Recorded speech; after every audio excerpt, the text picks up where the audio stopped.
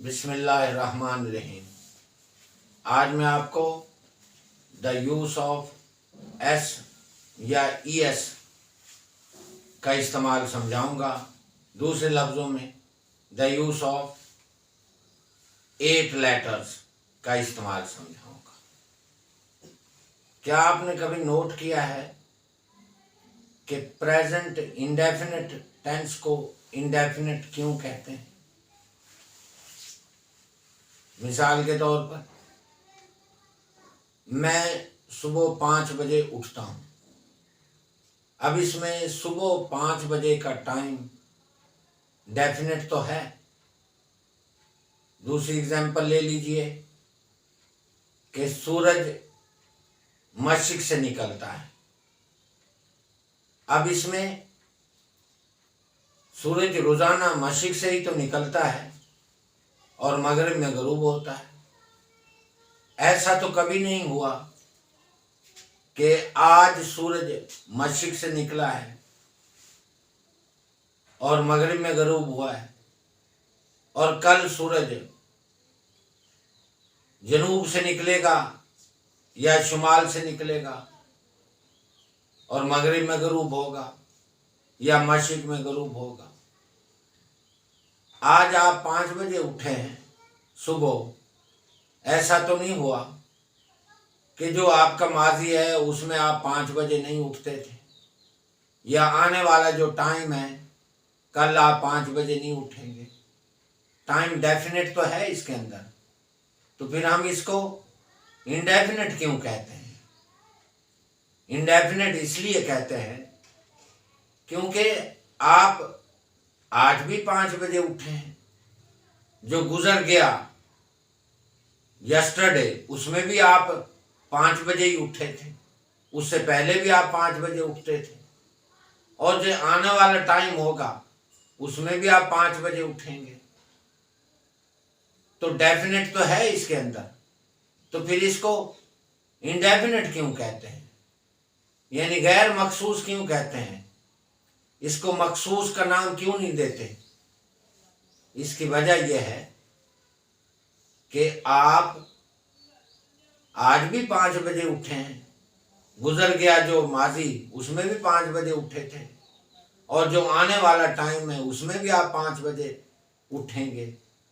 सूरज आज भी मशरिक से निकला है, कल भी मशरिक से निकला था, और आने वाला जो कल है उसमें भी मशरिक से ही निकलेगा।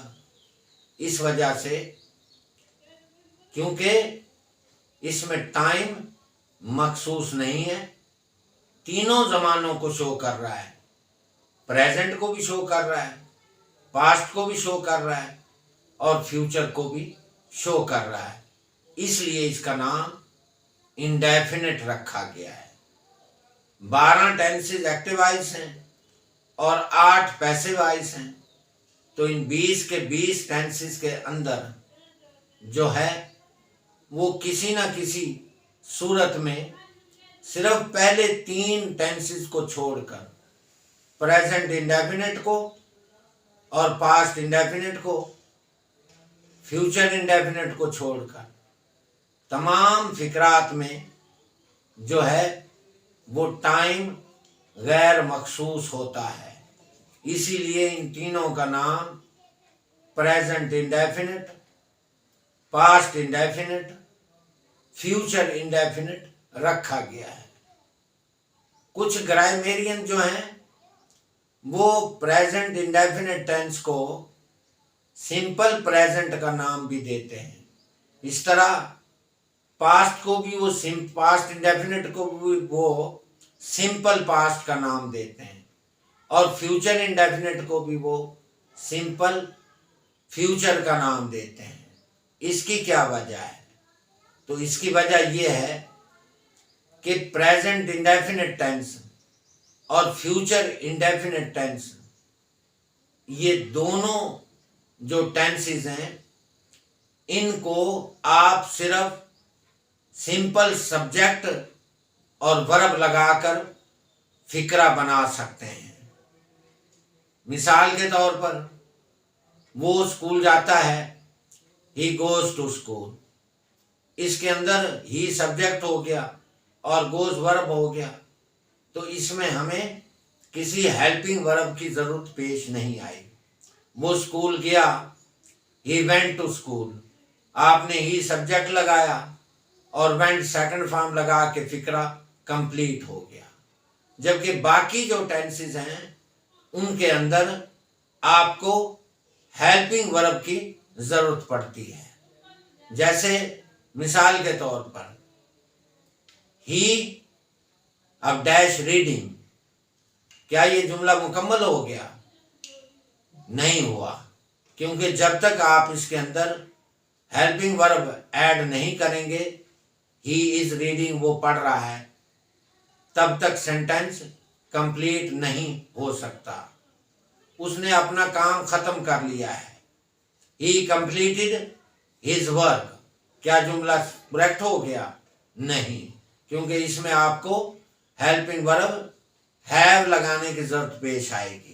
इसी वजह से, क्योंकि बाकी जो टेंसेस हैं present indefinite, past indefinite, future indefinite को छोड़कर बाकी टेंसेस में, जैसे प्रेजेंट कंटिन्यूअस है उसमें आपको इज़ेमार लगाना पड़ेगा, प्रेजेंट परफेक्ट है उसमें हैज हैव लगाना पड़ेगा हेल्पिंग वर्ब के तौर पर, और आगे प्रेजेंट परफेक्ट कंटिन्यूअस टेंस उसमें आपको हैज बीन और हैव बीन लगाना पड़ेगा, और इसी तरह पास्ट कंटिन्यूअस में वाजवर लगाना पड़ेगा, पास्ट परफेक्ट में आपको हैड लगाना पड़ेगा, और पास्ट परफेक्ट कंटिन्यूअस में आपको हैड बीन लगाना पड़ेगा। इस तरह इन हेल्पिंग वर्ब के बगैर फिक्रा मुकम्मल नहीं हो सकता, जिनको हम ऑक्सिलरी वर्ब भी कहते हैं या दूसरे लफ्जों में मॉडल वर्ब भी कह देते हैं। तो इस वजह से प्रेजेंट इंडेफिनिट, पास्ट इंडेफिनिट और फ्यूचर इंडेफिनिट, ये तीनों टेंसेस के अंदर टाइम चूंकि मखसूस नहीं होता, डेफिनेट नहीं होता, इंडेफिनिट होता है, इसलिए इनका नाम इंडेफिनिट रखा गया है। क्योंकि कुछ लोगों का ये कहना है, जो मॉडर्न ग्रामेरियंस हैं, कि टेंसेस सिर्फ दो ही होते हैं, यानी प्रेजेंट और फ्यूचर, प्रेजेंट और पास्ट। वो फ्यूचर को टेंस या जमाना ही नहीं समझते, क्योंकि वो फ्यूचर को प्रेजेंट की मदद से भी बना देते हैं। मिसाल के तौर पर वो लाहौर जाता है, ही गोज टू लाहौर, अब ये प्रेजेंट इंडेफिनिट टेंस का हो गया। वो कल लाहौर जाएगा, तो विल शैल लगाने के बजाय वो बोल देंगे he goes to Lahore tomorrow, तो टुमारो से काम चलाकर उन्होंने फ्यूचर का फिक्रा जो है ना मुकम्मल कर लिया। तो बाकी जो डिटेल्स जब मैं टेंसेस करवाऊंगा तो वो बाकी डिटेल इंशाल्लाह टेंसेस में आपको बताऊंगा जो भी बाकी रह गई। तो आज हम द यूज ऑफ एस या ईएस या द यूज ऑफ 8 लेटर्स पढ़ेंगे। तो आपने देखना यह है कि अगर फिक्रा प्रेजेंट इंडेफिनिट टेंस का हो और वो सिंपल हो, जैसे कि मैंने पहले बताया, यानी सिंपल प्रेजेंट हो, प्रेजेंट इंडेफिनिट टेंस यानी सिंपल प्रेजेंट टेंस का फिक्रा हो, और वो सिंगुलर हो, वाहिद हो, यानी उसके अंदर सब्जेक्ट सिंगुलर हो, या फिर प्रोनाउन ही शी इट ये वाहिद हो, तो आपने क्या करना है, सिवाय चंद एक अल्फाज को छोड़कर, जैसे शीप, कैटल हो गया। अब ये शीप और कैटल एस या ईएस के बगैर दिखने में तो ये वाहिद लगते हैं, लेकिन ये जमा इस्तेमाल होते हैं। तो ऐसे वर्ब्स जो ये स्केच में आप देख रहे हैं, इन 8 लेटर्स पर, जिनके एंड पे ये 8 लेटर्स आते हैं, तो वहां पे आप ईएस लगाएंगे और बाकी तमाम जगहों पर आप एस लगाएंगे। तो देखते हैं, अगर फिक्रा प्रेजेंट इंडेफिनिट टेंस यानी फेल हाल मुतलक का हो और वो सिंपल प्रेजेंट का हो, और वाहिद हो, सिंगुलर हो, और उसमें ही शी इट हो या कोई वाहिद यानी एनी कोई भी सिंगुलर नाउन हो, तो हर उस वर्ब के साथ जो CH पर, SH पर, O पर, डबल O पर, डबल S पर, X पर, Z पर, Y पर खत्म हो, तो वहां पे आपने शर्त ये कि वो फिक्रा सिंगुलर होना चाहिए, वाहिद होना चाहिए, तो वहां पर आपने ES लगाना है और बाकी तमाम जगहों पर आपने सिर्फ फर्स्ट फॉर्म जो है ना वो सिर्फ S लगाना है। तो ये S या ES का इस्तेमाल है। बच्चे जो है स्टूडेंट्स बड़े कंफ्यूज होते हैं कि कहाँ पर हम S लगाएं और कहाँ पर ES लगाएं, तो इस मसले को इस इस्तेमाल के ज़रिए मैंने हल करने की कोशिश की है। तो ये देखते हैं कि ऐसे अंग्रेजी के ऐसे वर्ब्स जो CH पर ख़त्म हो, SH पर ख़त्म हो, यानी CH, SH, O पर, डबल O पर, डबल S पर, X पर, Z पर और Y पर ख़त्म हो, तो वहाँ पे आपने क्या करना है, वाहिद सेंटेंस होने की सूरत में ES लगाना है और बाकी तमाम जगहों पर आपने S लगाना है। मिसाल के तौर पर वॉक है, अब वॉक में एंडिंग पॉइंट पर K आ गया तो वहाँ पे आपने S लगाना है। जैसे रन है, रन के एंडिंग पॉइंट पर N आ गया, कॉन्सोनेंट आ गया, तो वहाँ पर आपने S लगाना है। जहाँ तक Y का मामला है, जैसे एग्जाम्पल में Y आ जाता है किसी इंग्लिश वर्ब के एंड पर, तो उसको उसके लिए शर्त यह है कि Y से पहले किसी कॉन्सोनेंट का होना ज़रूरी है।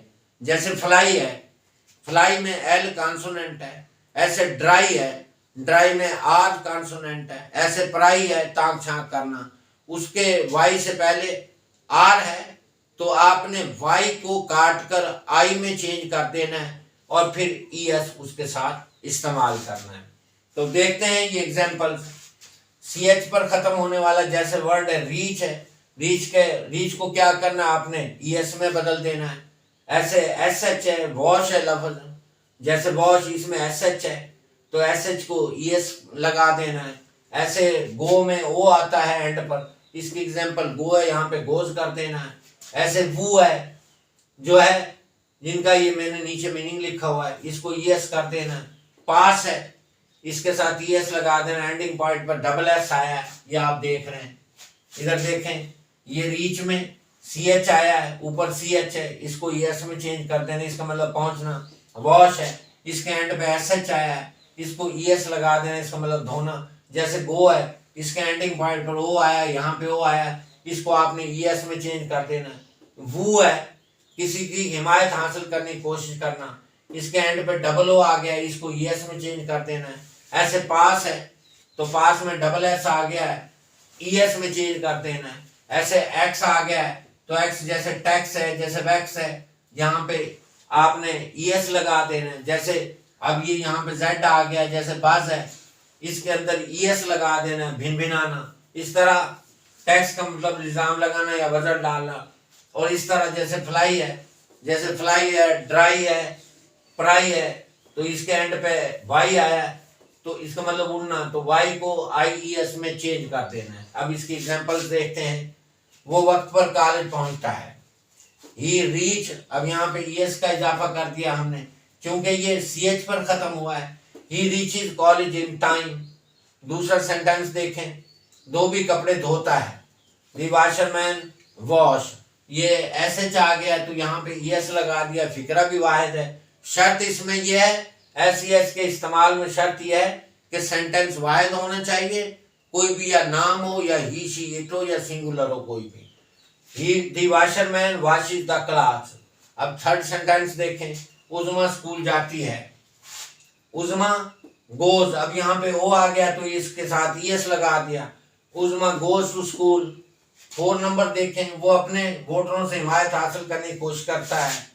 ही वूज, वूज ये डबल O पर ख़त्म हुआ है, इसके साथ ES लगा दिया, he woos his voters. Number 5, Ali इम्तहान पास कर लेता है, अली पासिस, अब ये पास में डबल एस आ गया, इसके साथ ईएस लगा दिया, अली वाहिद है, अली पासिस द एग्जाम।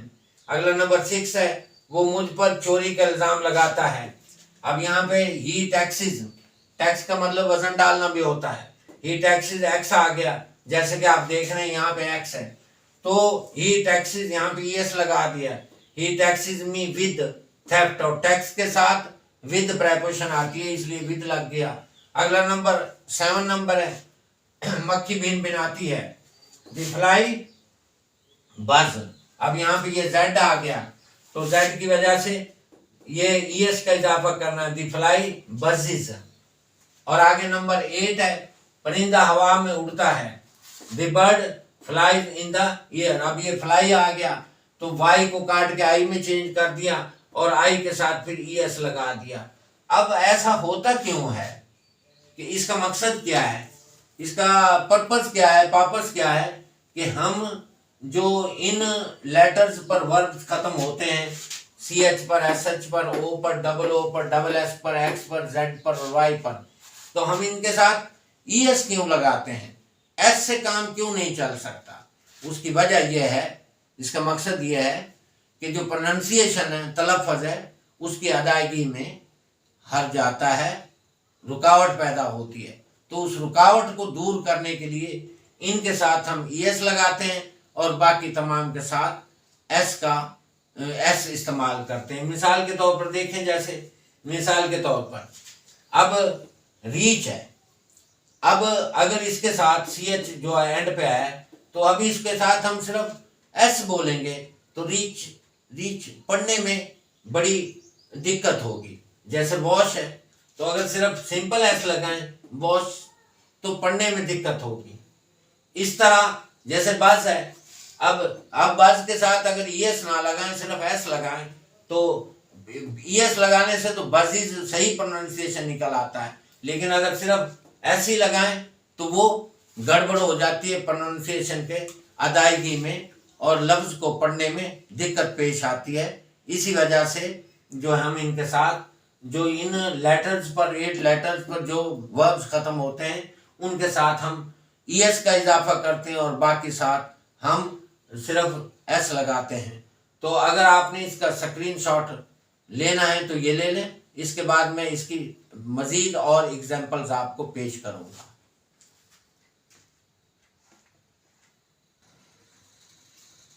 क्या आपने गौर किया है कि मैंने ये लाइन क्यों लिखी है?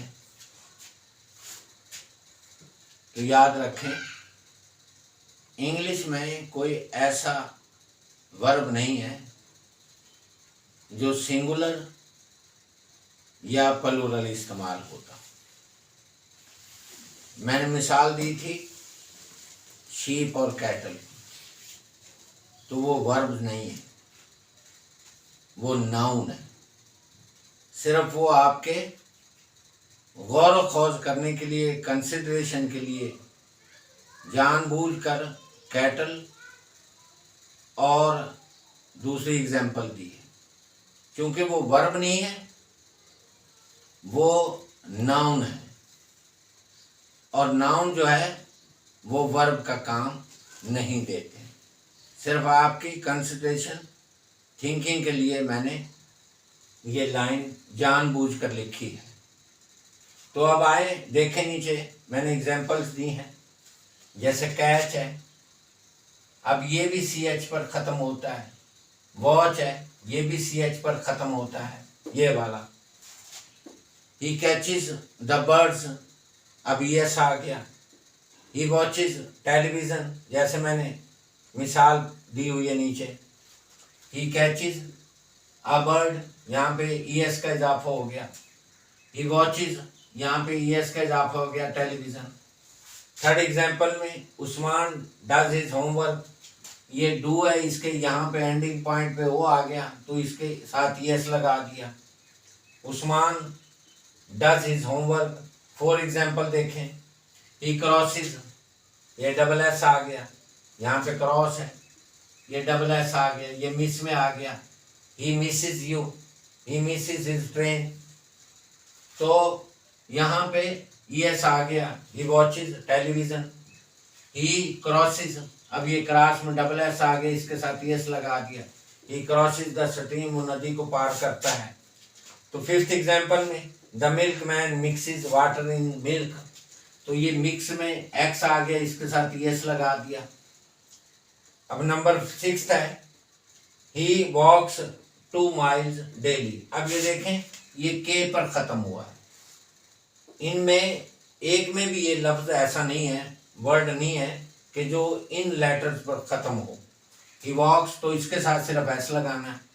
यानी इनके अलावा इंग्लिश के अंदर जितने भी वर्ब्स हैं, ये 8 जो मैंने पॉइंट दिए, इनके अलावा जितने भी इंग्लिश के वर्ब्स हैं, इनके अलावा उनके साथ आपने सिर्फ S लगाना है, ES नहीं लगाना। ही वॉक्स 2 miles डेली। 7 एग्जाम्पल देखें, ही रन्स, यहाँ पे N आ गया, इनमें से ये वर्ड कोई भी नहीं है। ही रन्स, तो यहाँ पे S लग गया। ही राइट्स, इसके अंदर देखें इनमें से ये ई ऑलरेडी मौजूद है, तो सिर्फ आपने S लगाना है। He writes a letter. अब ये देखें आखिरी एग्जाम्पल जो है 9 नंबर, शी रीड्स, ये D पर ख़त्म हुआ है, इनमें से ये वर्ड नहीं है कोई भी, इनमें से लेटर नहीं है, तो इसके साथ S का इजाफा किया गया। उम्मीद है कि आपको ये द यूज ऑफ S या ES या 8 लेटर्स अच्छे से समझ आया होगा। इसके और बहुत सारी एग्जाम्पल्स हैं, तो आप इसकी प्रैक्टिस कीजिए और ख़ुद ही देख सकते हैं।